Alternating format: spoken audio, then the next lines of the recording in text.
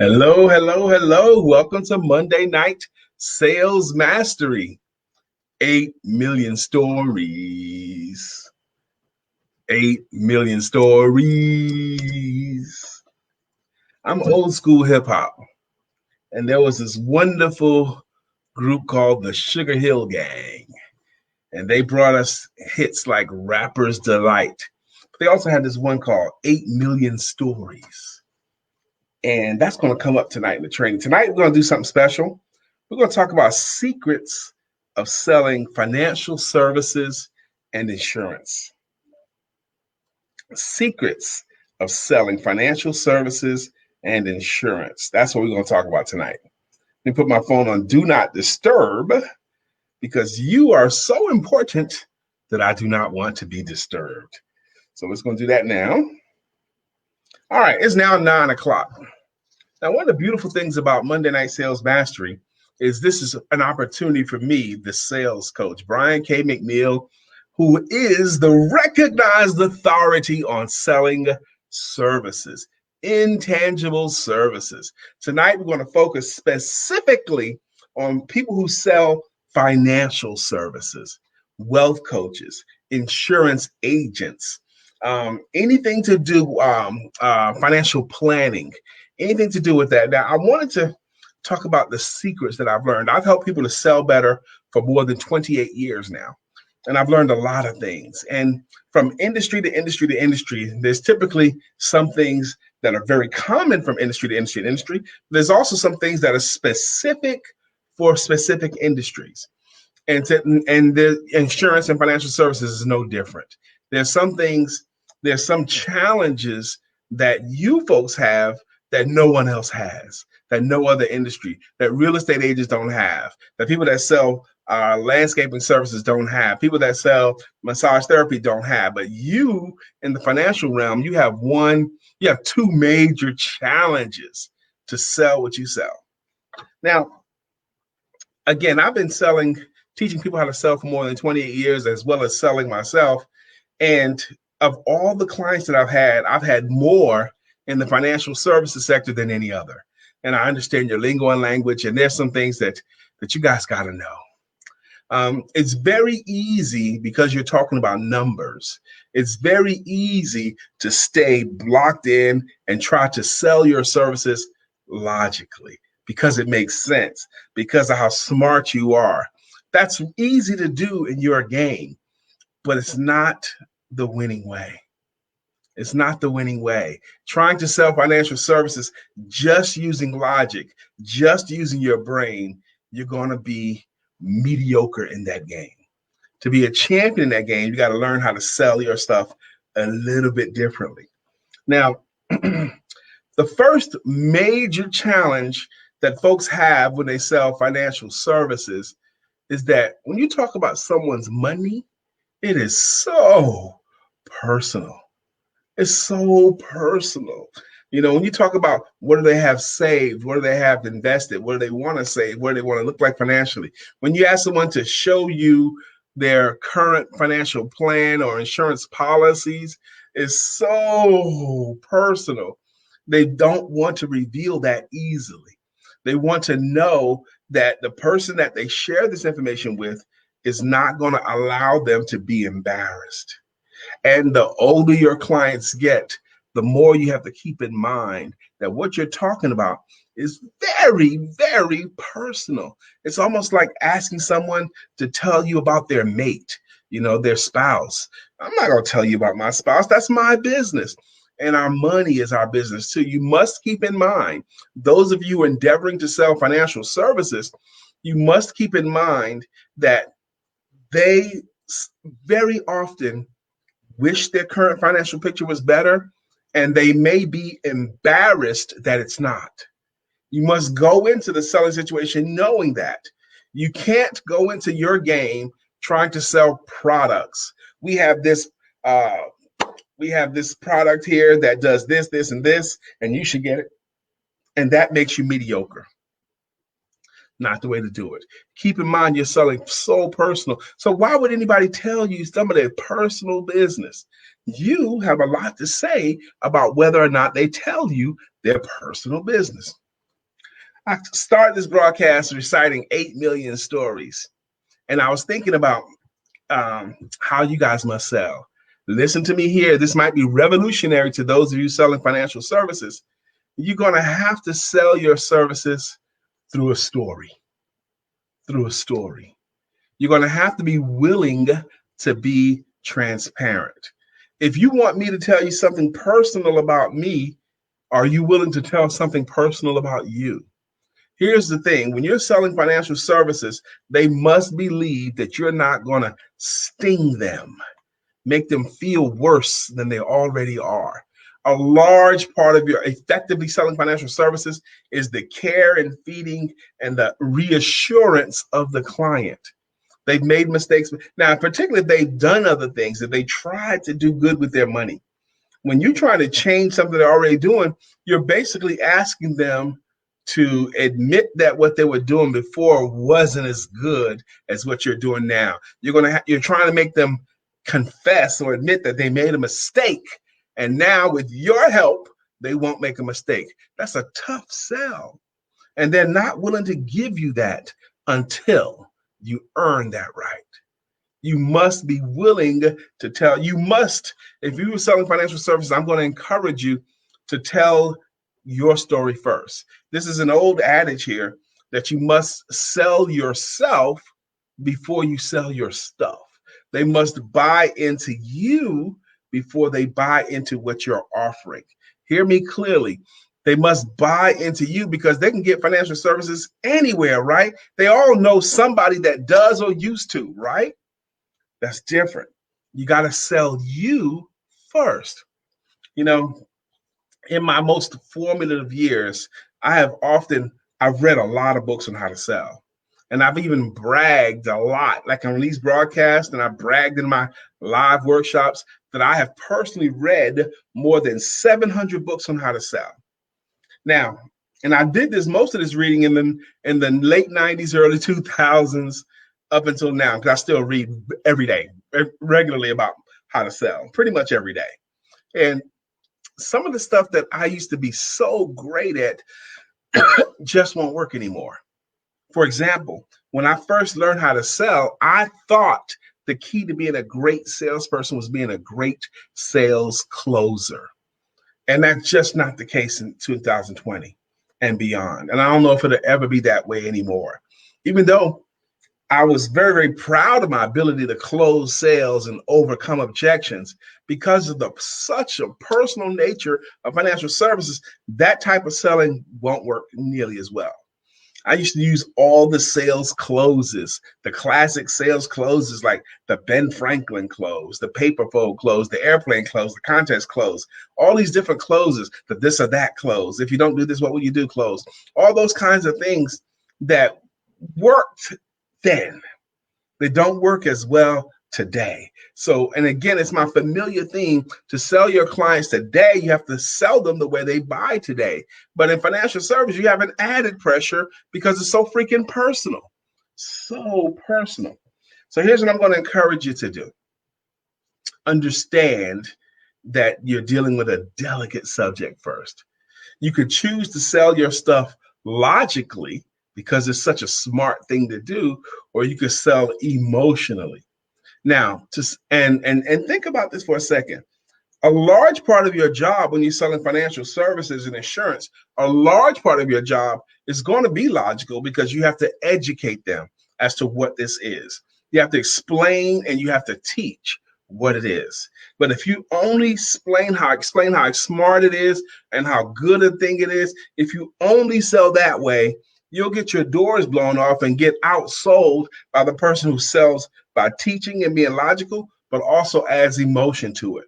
And when I say add emotion to it, that means you must sell your clients on how they're going to feel using your services, how they're going to feel down the road. What is the preview of coming attractions?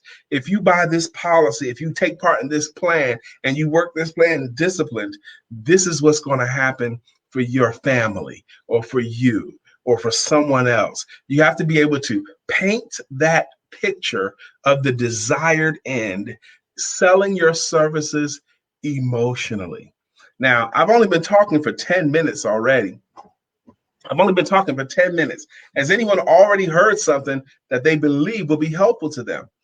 Already, if you've already heard something that will be helpful to you, hashtag value already.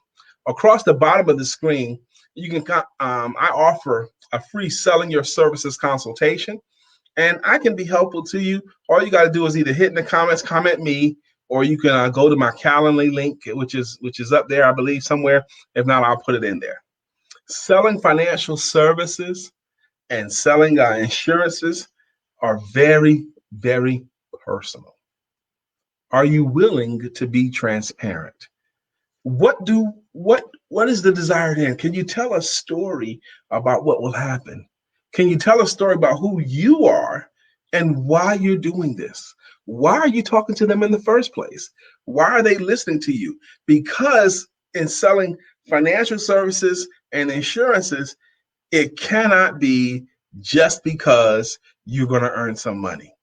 If they ever believe that you're selling to them, if your potential client ever believes that you're selling them so that you can make money, you're dead in the water and you're not going to be able to sell. It'll be a stamp on your forehead.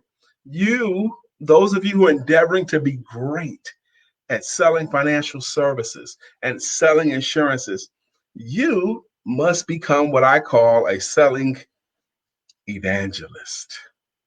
You must get on a campaign as to what you're doing. You want to uplift families. You want to have a mission greater than your commission. That's pretty good. Your mission has to be greater than your commission. Your mission. Can you define your mission? These are the secrets of effectively selling financial services. I do these things every Monday night. I come here. How you doing? Everyone that's on here, how you doing? Again, the biggest difference, you guys have two things that are different. Those of you sell financial services, and you have two things that are challenges that other industries don't have. Number one is how personal. You're asking someone to show you their dirty laundry. That's so personal. I don't want to admit to you how poorly I've managed my finances up to this point, but I need your help. That means you have to know that going in and manage that. You can't ever let them feel punished for telling you. You can't say stuff like, man, you're messing up. Oh gosh, you can't even allude to it. You got to constantly reassure. You have to give previews of coming attractions because you deal it's so personal is your first challenge. And the second challenge that people in your game that sell financial services, wealth coaches, and insurance, the second major challenge is because you're talking about numbers, it's very, very tempting to be smart, and it's very, very tempting to only talk about brain stuff. It's so tempting to talk about if you put $500 down per month in this, and then 10 years or 15 years down the road, you're going to have this right there. And just, it's so tempting to stay on the numbers, And you can't sell it like that. You have to teach the numbers, but you have to sell emotionally. You have to sell with emotional words. Another secret that you guys must learn if you're endeavoring to sell insurance and financial services is you must learn how to use emotional words comfortably. And some of you guys who are veterans of this broadcast here, because I do this each Monday night, y'all know the two words I'm going to lead to. And those of you who are just in financial services and insurance and your first time here, listen to these next 5 minutes very, very carefully, because it's going to make a big, big difference. When you're selling insurance and financial services, you can't sell it with just your brain. You must be willing to tell about you and sell them on you. You must be willing to be transparent about your situation. You must be willing to tell stories about what other successful clients of yours have said and experienced. You must be willing to tell the story. And this is what I really want you to do. I want you to be able to tell the stories of other people in similar situations as the one you're talking to that have given you a chance to be helpful to them and what they got out of it. And what do they say about it? What do they say about you? What do others say about you?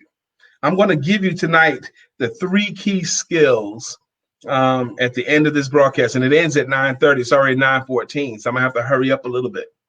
But back to what I was about to say, the 2 most emotional words in the English language, you, particularly you in financial services and insurance, must learn how to use.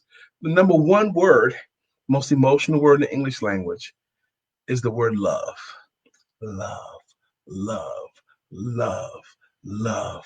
People do not buy financial plans and insurance policies for themselves. They buy financial plans and insurance policies for someone else. Who is that someone else? Who's that someone else that's going to be benefited? Don't gloss over that, especially if you're selling something like life insurance or health insurance. You can't, don't, who's the beneficiary? Sell on that beneficiary. Sell on who's going to get the money. Sell on that. Sell on who they love when they're gone. Sell on who's going to be benefited and maybe even benefited greatly. Talk about the benefits to that person or to someone else. If you're selling just to me, I may buy insurance. I may buy a financial plan for myself, maybe. But I will do it because I love my wife, I love my children, and I want them taken care of. That's the lane that you need to stay in. Sell love and become comfortable using the word love comfortably and using the word love often. That's a secret to helping you to sell financial services and insurance. By the way, these trainings that I give on Monday, they are very, very good, but they're very, very brief. And you can get nuggets every Monday night. You can get nuggets that will help you to sell better starting tomorrow. That's my objective. I do this because I believe that God has uniquely gifted me and uniquely qualified me and prepared me for my mission. My express mission is to help people to sell themselves and their services better than they ever have before so that they earn more money than ever before. I can use my experience to shortcut the process it takes for entrepreneurs, and particularly tonight, we're focusing on financial services and insurance people to sell better so that they earn more money. The rising tide lifts all of the boats. So if you, financial person, start earning more money, everyone in your circle will be benefited as well. I will confess that I have had several wealth coach clients in my life and my career. And the vast majority of them, not all of them, they were selling wealth coaching at the same time that they were broke.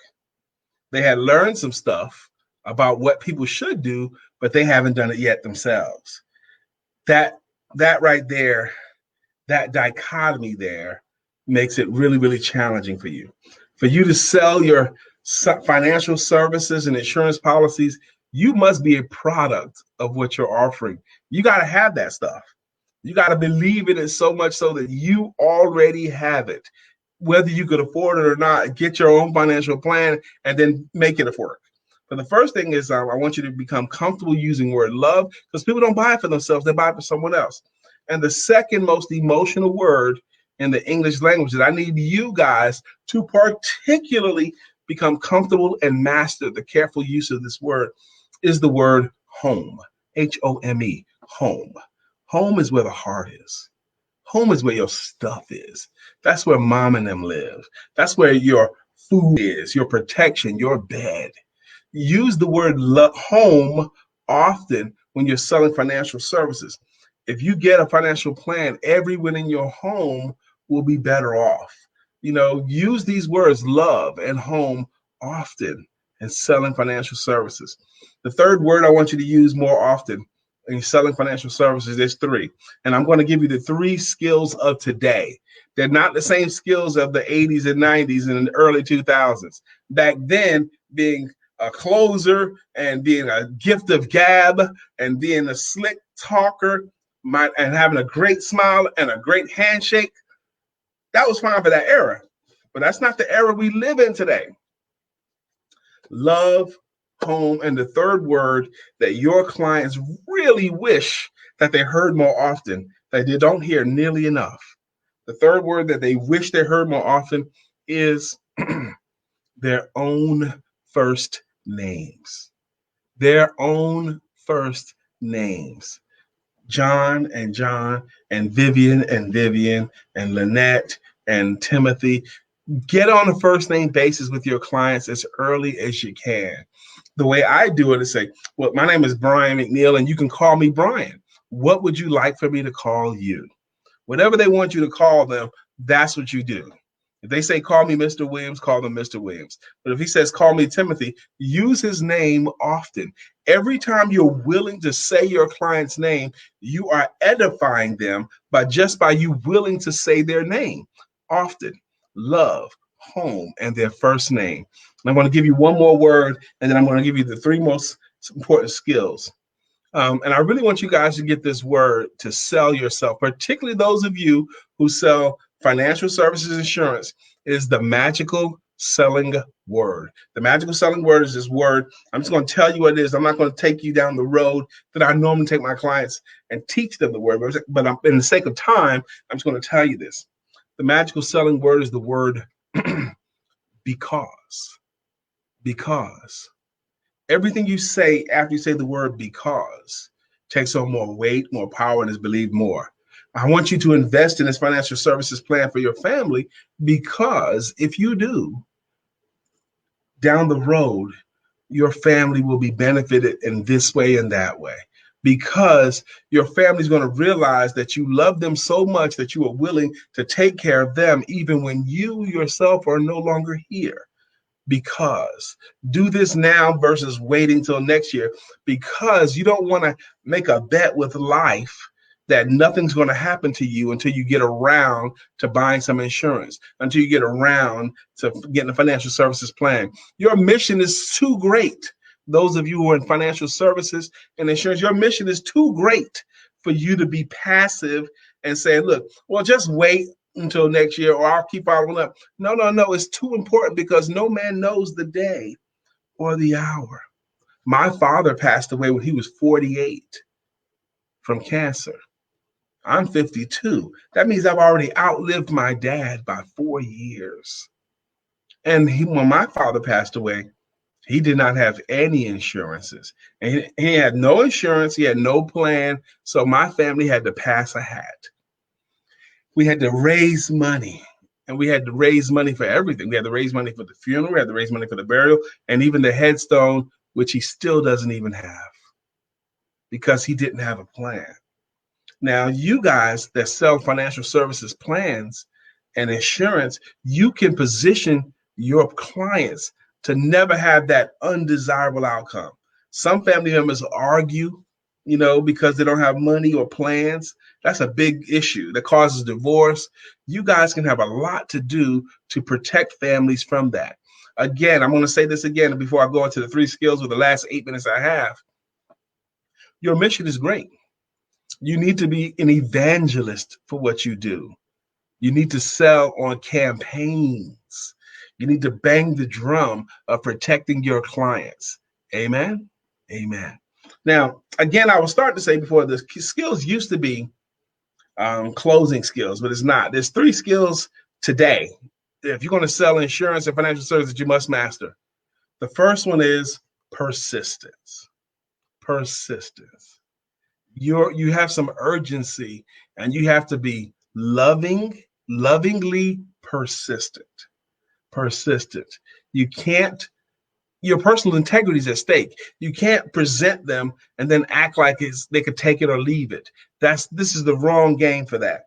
Some other industries you could do that with, but not this one. This is not a take it or leave it. This is protect something or not.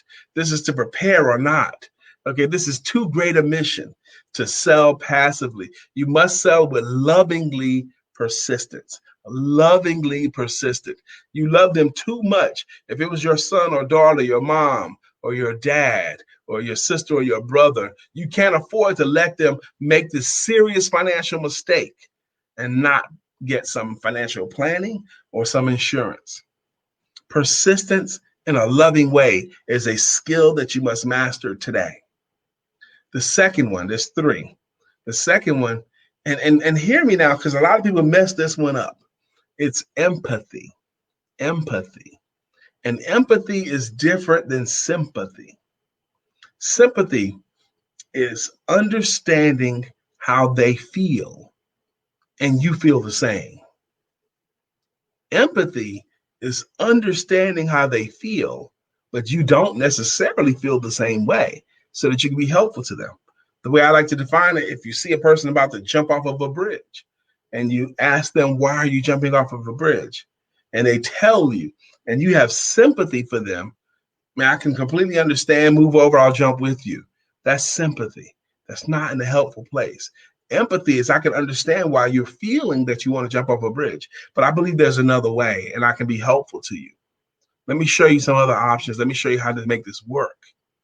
Don't let anybody not prepare for themselves financially because of money. Find a way. If they don't have all the money, find a way, because you're on a mission. Selling financial services, just to reiterate, the challenge is so personal.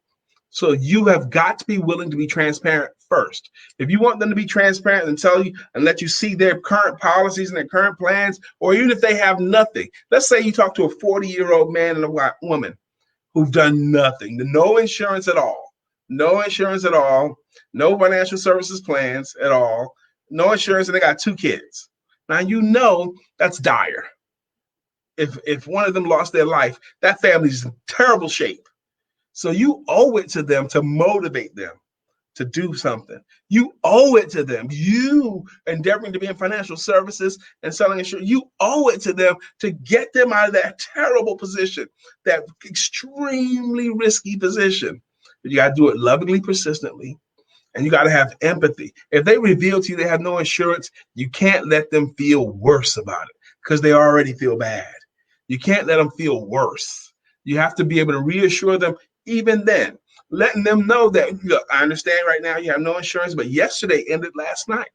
So going forward, we get the chance to make new decisions. We get to start right where we are and take care of your family, take care of yourself in a loving way.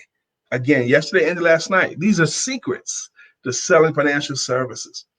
Those of you, and I got one more I want to cover, and oh my gosh, I only got 3 minutes left. I want to invite you guys to consider the Selling Your Services Academy. The Selling Your Service Academy is a weekly online school of sales where I deep dive into these things. I deep dive. Now that is per membership. You get a chance to put some of the pennies of your purse into your mind, and you'll fill that purse with gold. If you're interested in the academy, put academy in the comments and I'll follow up with you. And the last one that I have to cover here, that's a critical skill today, is your social media presence. Your social media presence. In 2020, you cannot get away without having one. What happens when they Google your name? It's vain of you to think that your clients are not going to Google you. Assume that they will. What happens? What do they see when they look at your LinkedIn profile? What do they see when they look at your Facebook profile? What do they see when they check you out? What do others say about you? What reviews do you have? That's a critical skill in 2020. You must operate in systems. How do you follow up? What kind of content, customer retention management system do you use? But also social media presence. It's worth it for you. Those of you who are in selling financial services and insurance policies and processes, to have video of you teaching something, have an online presence. You cannot win in 2020 without an online presence and without some kind of social media presence. What do they see when they look at your Facebook, your Instagram, your YouTube, your Twitter? If they Google you, what are they going to find? You have something to say about that. Again, it's 9:28 and we're just about done. Overall, has anyone found value tonight? Overall, any of you guys that's been here from the beginning, I'm going to, what I do with these videos is I download them and I upload them to YouTube. And I have a great library of these Monday night sales masteries. You're welcome. Okay, good. I promise you, those of you who are willing to share my videos, share these videos, particularly when it's something about industries. When you share these videos with someone that you know in this industry and it benefits them, they're going to thank you. These are free. I'm giving here. I want you guys to be willing to give yourself a chance to have a conversation with me. My phone number has been scrolling. Consider joining the Selling Your Services Academy. I promise you, the people that come to the Academy are getting wonderfully blessed every single week. And I'll be back here next Monday night. Again, my name is Brian McNeill. I do this for a couple of reasons. One is because I have gotten a wealth of experience and knowledge, practical as well as educationally, that I can share some stuff with you. Vivian says she's always got value. Someone else found value too. It's now 9:30. I appreciate you guys by honoring me with your presence here tonight. I pray that someone got some value tonight, and we're going to keep this thing going. You guys have a great evening. One more last thing I got to say. Monday sets the pace for your week. I hope you had a productive Monday. If you did not have a productive Monday, make tomorrow your Monday. Okay, Tuesday will be your new Monday. You guys have a good night.